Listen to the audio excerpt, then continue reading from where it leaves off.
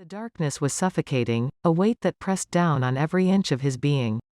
He could feel the cold, clammy sweat beating on his forehead as he tried to make sense of the world around him. Everything was wrong. The sky was a sickly green color, swirling with angry clouds that seemed to pulsate with some unseen energy. The ground beneath his feet was cracked and broken as if it had been shattered by some great force. And the air was heavy with a sense of malevolence, a feeling that seemed to crawl over his skin like a million tiny insects. He looked around, trying to get his bearings. But everything was strange and unfamiliar. The buildings that loomed in the distance seemed twisted and distorted as if they had been constructed by some mad architect.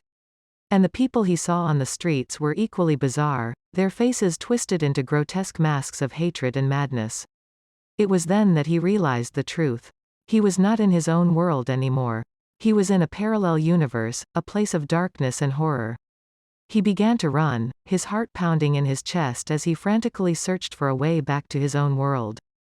But the twisted streets seemed to go on forever, leading him deeper and deeper into the heart of this nightmare realm. He could feel the darkness closing in around him, a malevolent presence that seemed to whisper to him from the shadows.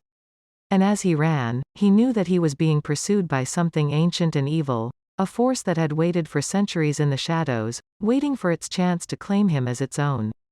He knew that he had to escape, or be doomed to an eternity of suffering in this hellish dimension. And with a final burst of strength, he flung himself through the portal that had brought him here, praying that he would find his way home. But as he emerged on the other side, he knew that the horrors of that parallel universe would stay with him forever. They would haunt his nightmares, a constant reminder of the terror that lurks beyond the veil of reality.